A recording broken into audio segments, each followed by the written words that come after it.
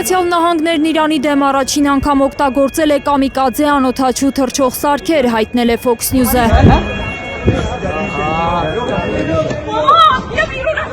Իսրայելական 3 Հերմես ԱԹՍ է ոչնչացվել Խոմեյնի, Թավրիզի և Ահվազի օդային տարածքում։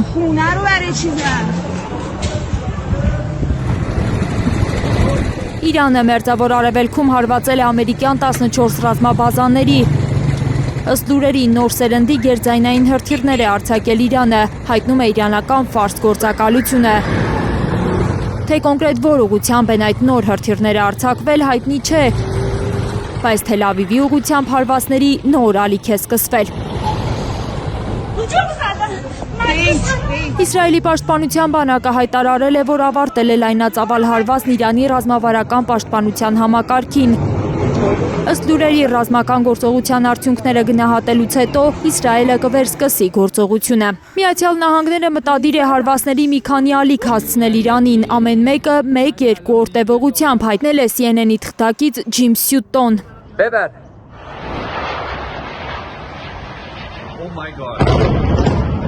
Դուբային հասցված հարվածներից մեկից հրդեհվել է Պալմ Ջումեյրա արհեստական կղզու վրա գտնվող 5 աստղանի Ֆերմոնտ դը Փալմ հյուրանոցը։ Մասնաշենքերից մեկի մոտ հրդեհ է բռնկվել։ Էպիկենտրոնում հայտնվել են ռուս զբոսաշրջիկներ։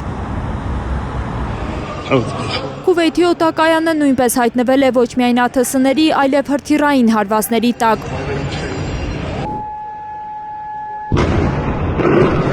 Իսրայելական բանակը հրապարակել է Իրանի նախագահի գրասենյակին հարվածելու պահը։ Այս կադրը առավոտից է տարածվում համացանցում։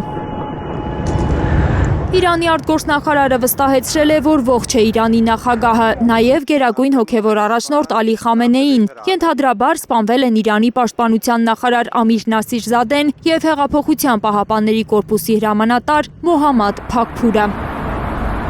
Իրանը չի հաստատում նաև բանակի գլխավոր հրամանատար Ամիր Խաթամիի սպանության լուրը։ Ավելի վաղ իսրայելական 12-րդ ալիքը հայտնել էր, որ Իրանի վրա իսրայելական հարվածները շատ մեծ հաջողությունների են հասել իրանական ղեկավարությանը վերացնելու հարցում։ Մեծ Բրիտանիայի ավիացիան մասնակցում է մերձավոր արևելքում Իսրայելի և Միացյալ Նահանգների բազաների վրա իրանական հարվածների հետ մղմանը, հայտարարել է Մեծ Բրիտանիայի վարչապետ Քիր Սթարմերը։ Նա հորդորել է Իրանին հիմա վերջ դնել պատերազմին։ Իրանական շահեդները ոչնչացրել են Բահրեյնում տեղակայված ամերիկյան FP-132 5000 կիլոմետր հեռահարությամբ ռադարը, որը եզակի սարքավորումներով բալիստիկ հրթիռները հայտնաբերելու համար է։ Ըստ մամուլի ավելի քան $1 միլիարդ արժե այդ ռադարը։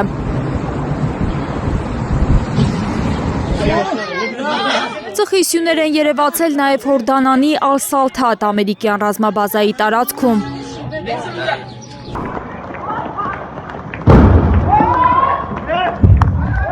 Քաթարից հրապարակված կադրերում երևում է, ինչպես են մարդիկ խուճապահար փախչում խոցված հրթիռի ընկնելու պահին։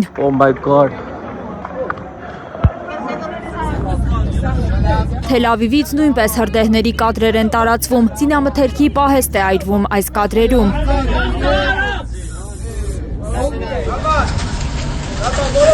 Հրապարակներից մեկում 28 ավտոբուս է վառվել։ Աբու Դաբին նույնպես ակտիվորեն հարվածներ է հասցնում Իրանը։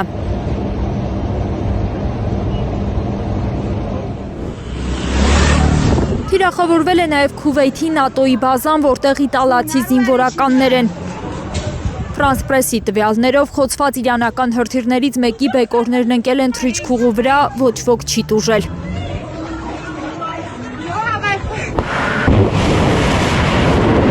Իրանական պետական լրատվամիջոցները հրապարակել են Իրանից հրթիռների արձակման կադրերը։ Շարունակվում են հարվածները նաև Իրանի ուղղությամբ։ Քիշ կղզու ավիաբազան են պայթեցրել իսրայելական հրթիռները։ Իսրայելի բանակը տեսանյութեր է հրապարակել, որտեղ թիրախավորվում է արձակման պատրաստ հրթիռային կայանը։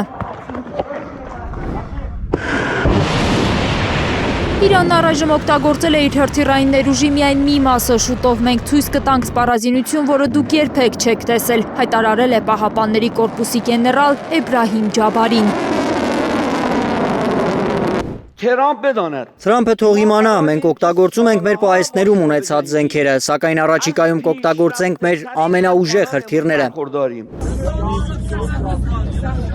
Հրթիռային հարված է հասցվել Թավրիզի Սահնաթ տեխնոլոգիական համալսարանին,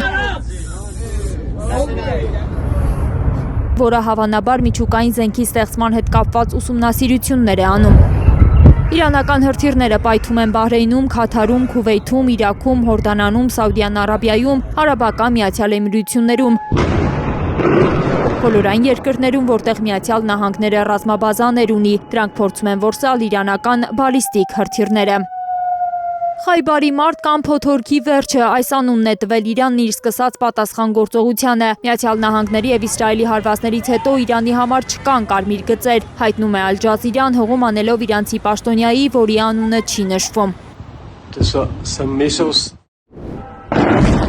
Արյուծի մռնչյուն է անվանել Իսրայելի վարչապետը Իրանի դեմ սկսված ռազմական գործողությունը, որ նրա խոսքով Իրանի ստեղծած գոյաբանական սպառնալիքը վերացնելու համար է եւ կանխարգելիչ նպատակներ ունի։ Չպետք է թույլ տանք, որ միջուկային զենք ունենա Թեհրանը, հայտարարել է Իսրայելի վարչապետը։ Նեթանյահուն Իրանը ներսից պայթեցնելու կոչեր է հնչեցրել, դիմելով այդ երկրում ապրող ազգային փոքրամասնություններին։ Ժամանակն է, որ իրանական ժողովրդի բոլոր հատվածները՝ պարսիկներ, քրդեր, ադրբեջանցիներ, բելուջներ եւ ահավազիներ թոթափեն բռնության լուծը եւ կերտեն ազատ ու խաղաղասեր Իրան։